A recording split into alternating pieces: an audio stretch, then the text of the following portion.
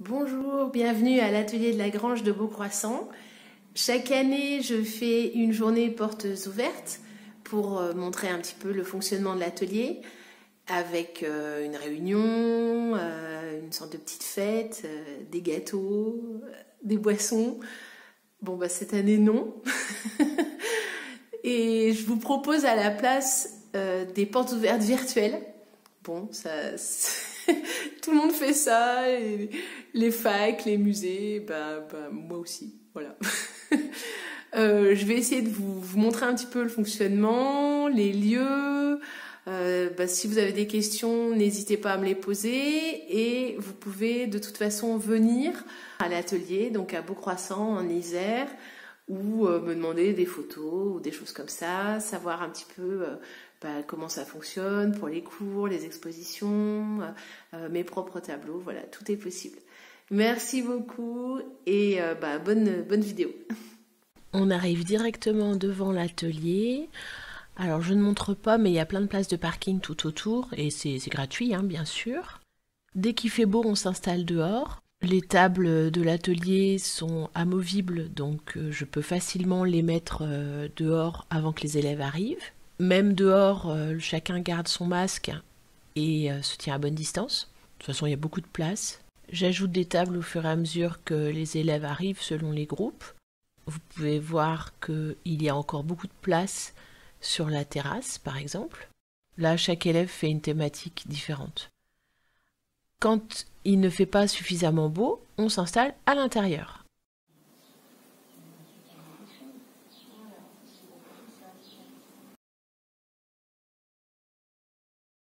Je préfère ne pas filmer le groupe, donc j'ai attendu que l'atelier se vide. Comme c'est un petit peu tristouné quand c'est vide, je vous montre quand même à quoi ça ressemble quand il y a du monde. Mettons que vous soyez déjà un habitué de l'atelier. Voilà ce que vous faites en arrivant, enfant ou adulte, hein, c'est pareil. Vous venez récupérer votre peinture ou votre dessin qui est déjà commencé. Dès que vous avez terminé votre dessin, de toute façon, vous le remportez chez vous. Donc là, c'est que les dessins en cours, voilà, qui sont sur la fenêtre. Ensuite, vous allez vous chercher un sous-main parce que c'est quand même plus confortable que de s'installer directement sur la nappe en plastique. Là, vous récupérez du papier si jamais vous en avez apporté et si ça correspond à la thématique, mais la plupart du temps, c'est moi qui fournis le support. Tout ça, c'est aux élèves, donc ils peuvent quand même laisser des carnets, des pochettes, du papier, des toiles là. Ensuite, vous allez récupérer l'illustration, s'il y a une illustration qui vous sert d'inspiration pour cette thématique. Alors, il y a énormément d'illustrations. Là, vous avez vu passer tout le carnet sur la mer, les illustrations sur l'hyperréalisme, les ailes et les personnages ailés, là, différentes choses. Oh là, ça va vite, là. les mangas un petit peu girly. Les pochettes sont énormes, hein. Il y a vraiment beaucoup d'illustrations.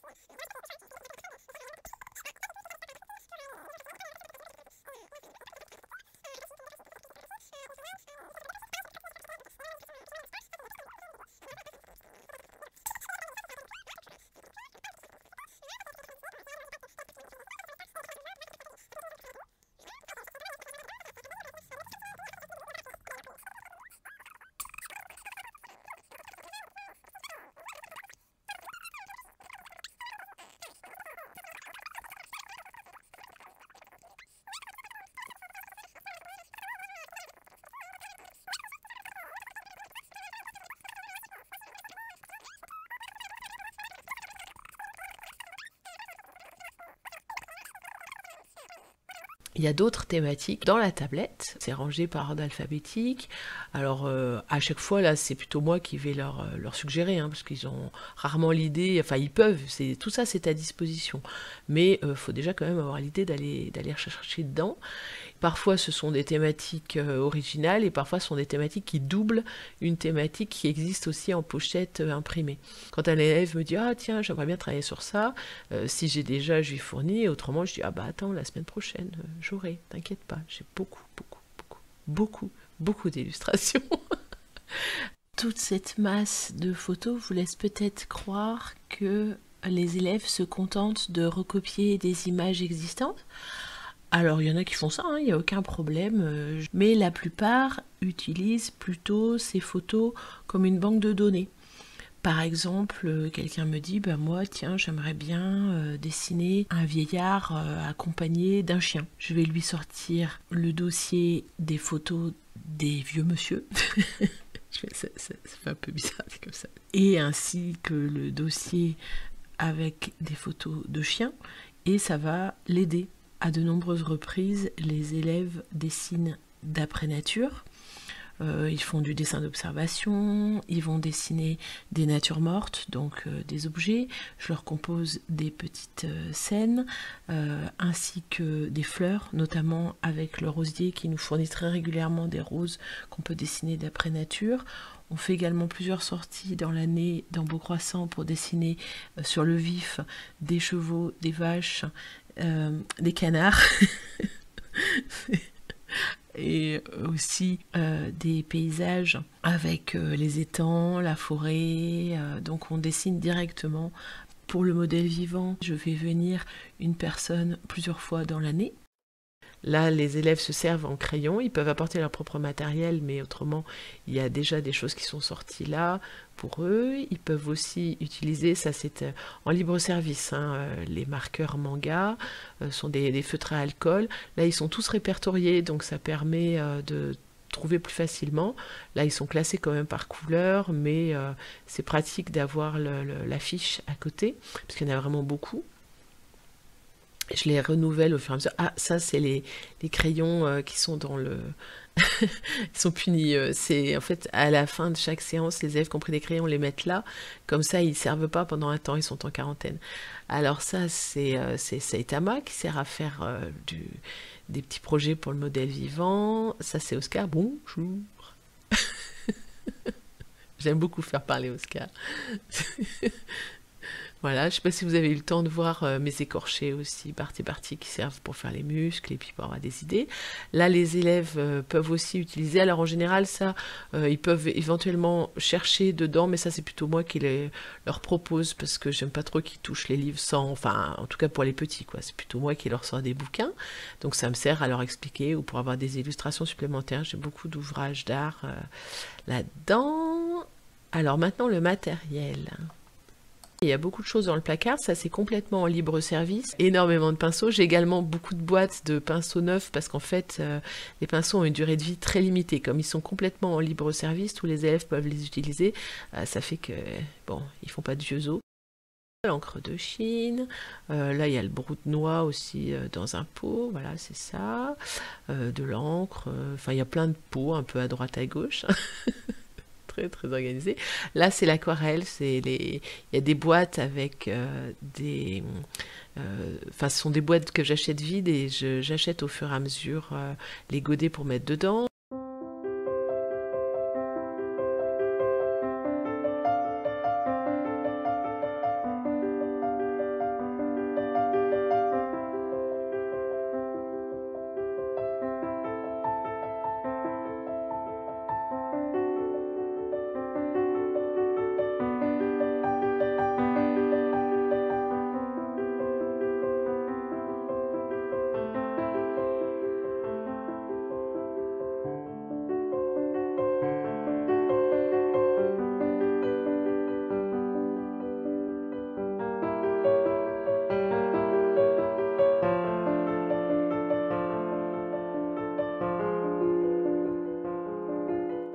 Ça, c'est un placard qui est également plein de fournitures un peu plus spécifiques, donc je les leur prête, mais il faut qu'ils me demandent. Par exemple, les Rotring, ils n'ont pas le droit de se servir eux-mêmes.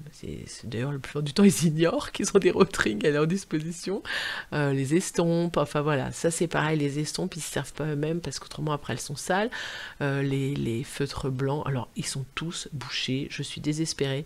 Si vous regardez cette vidéo et que vous avez une marque de feutre blanc à me conseiller, évidemment de feutre couvrant, là on a vu le sèche-cheveux, mais il sert pas beaucoup parce que ça fait du bruit, c'est désagréable.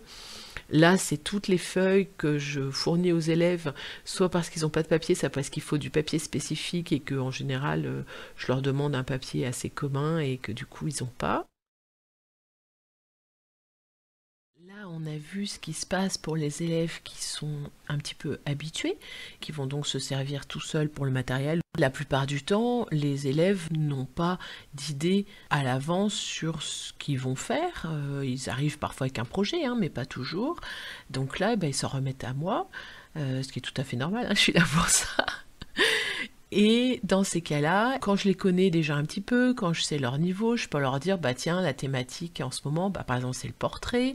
Donc, si tu veux, je te fais faire, je t'explique comment on fait un portrait. Autrement, je leur dis, est-ce que tu veux faire plutôt abstrait, plutôt classique ou plutôt manga? La question suivante, parce que pour affiner, bien sûr, hein, ça va pas suffire. Je leur demande plutôt thématique, matériaux ou technique. Par exemple, s'ils me répondent technique, je vais leur dire, est-ce que tu as envie d'apprendre à dessiner les mains, d'apprendre à dessiner la perspective, d'apprendre à dessiner le corps humain? Voilà, ça va plutôt être ça, technique. S'ils me disent plutôt matériaux, ça va être, tiens, c'est l'occasion de découvrir l'encre de Chine, le broute-noix, le fusain, voilà. Et s'ils me disent thématique, ça va être, mettons, tiens, les oiseaux. Alors, si vous regardez là, ce que je fais défiler, ce sont les créations récentes des élèves. Et vous avez peut-être remarqué que dans ce qui défile, les adultes sont assez peu présents. C'est parce qu'en fait, cette année, j'en ai pas eu beaucoup des adultes parce que ils n'ont pas eu le droit de venir c'était de mi-octobre à février. Et ça, c'est pas spécifique à mon atelier, hein. Donc forcément, à la fin de l'année, j'ai pas beaucoup d'œuvres des adultes. Alors quand je dis que j'ai pas beaucoup, attention, ils repartent chaque fois avec, hein, mais simplement je garde une trace photo, j'aime bien. Alors des fois j'oublie, hein, j'ai pas tout le monde, mais j'aime bien garder comme ça une trace de ce que font les élèves.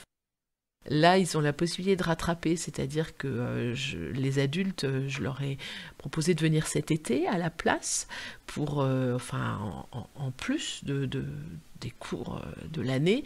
Il y en a qui ont déjà rattrapé parce que je leur ai proposé de venir 2 fois par semaine, donc j'ai des adultes qui sont plus disponibles que d'autres, qui sont venus 2 fois par semaine depuis le mois de février ou depuis le mois de mars, selon ce qu'ils ont pu faire. Et les autres vont essayer de récupérer cet été. Voilà, donc on essaie de s'arranger. J'ai également des enfants ou des ados qui ont manqué à cause de ça et qui sont en train de récupérer leurs cours. C'est pour ceux qui ont manqué des cours de l'année. Même si moi j'étais là, je les ai assurés, puisqu'il y avait quand même quelques élèves qui pouvaient venir. Mais bon, pour les autres, j'ai fait plus d'heures cet été.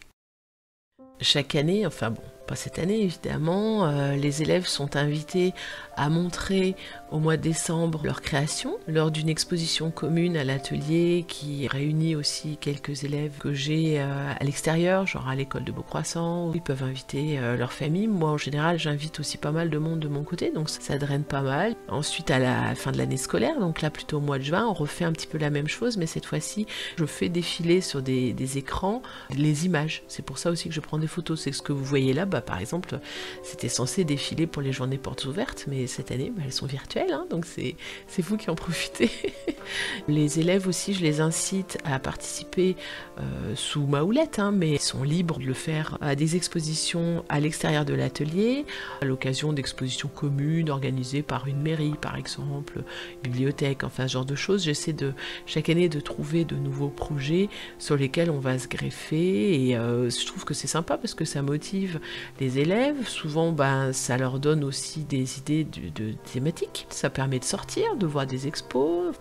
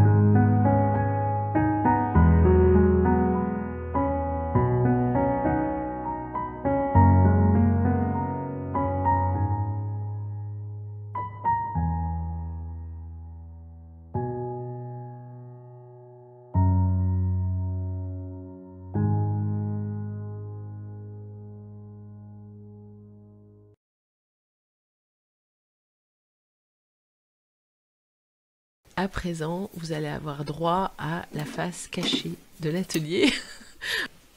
La pièce du fond est tout à fait accessible, c'est juste que en général les élèves n'y vont pas.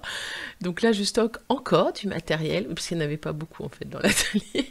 Ça c'est ce qui me sert à faire plus des activités créatives avec les élèves ou de temps en temps pour coller sur les tableaux. Ça ce sont mes propres tableaux qui sont stockés et là c'est du matériel aussi de peinture. Il y en a vraiment partout. Hein.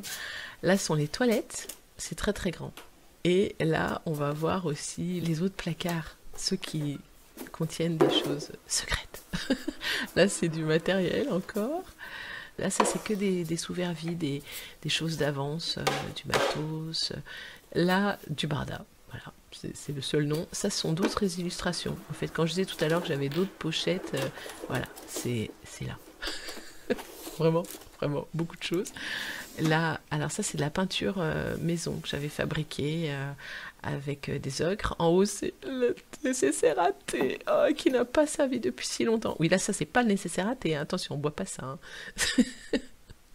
Les marqueurs de réassort. En fait les marqueurs ont une durée de vie très limitée et du coup j'en ai toujours plein d'avance et je les remplace au fur et à mesure. C'est-à-dire dès qu'il y en a un qui est abîmé, plop.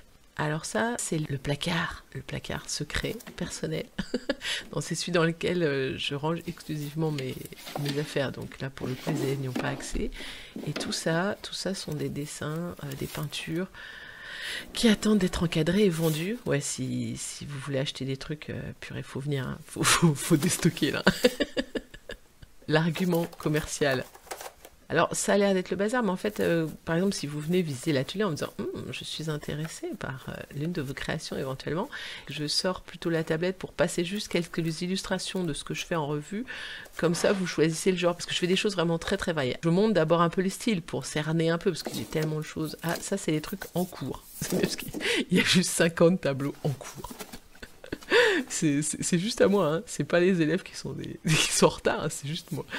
Voilà, et ça c'est ceux qui sont encadrés parce que en fait j'ai des sous-verts qui servent et donc je décadre et je réencadre et puis comme ça me fait un turnover pour chaque expo. Là c'était l'exposition thématique, typiquement on a vu passer du Brunois et tout, c'était les trucs sur la foire de Beaucroissant. En général je fais des séries comme ça avec plusieurs choses, j'aime bien faire plusieurs trucs sur le même thème.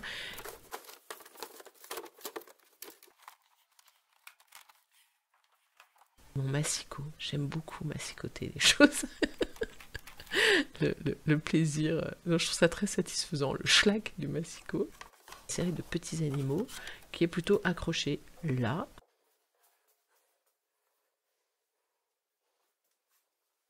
Il y a aussi beaucoup de choses abstraites. Alors ça c'est ce que je propose spontanément aux gens, parce qu'en général, ils aiment bien les portraits personnalisés comme ça au fusain. Alors là, il y a des choses qui appartiennent aux élèves qui sont stockées parce que c'était trop grand pour stocker dans les placards, mais autrement, c'est à moi. Ça, c'est à moi, par exemple. C'est mes grands tableaux. Voilà, ça aussi, c'est au mur en ce moment.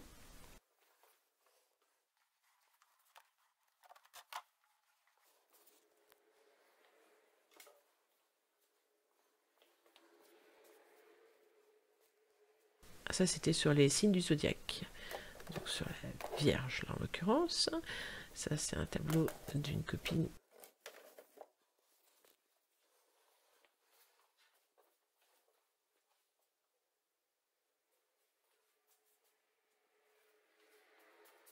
Et ça sont des tableaux qui sont en relief. C'est du papier qui est collé sur du bois en relief. Ça, c'était ma série sur les signes du zodiaque.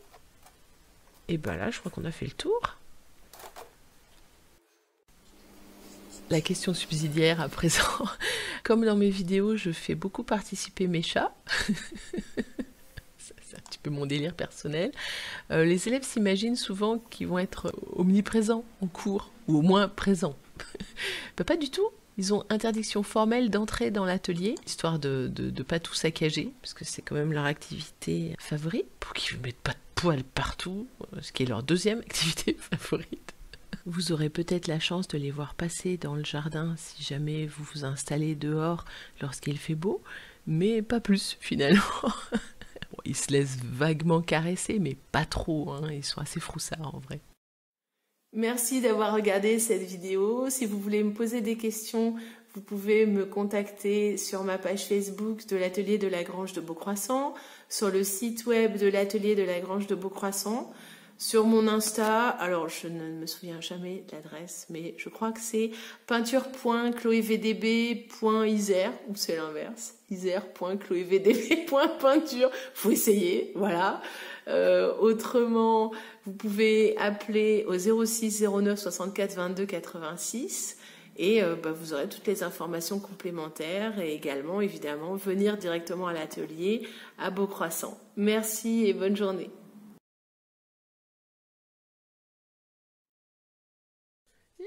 C'est moi le bonus?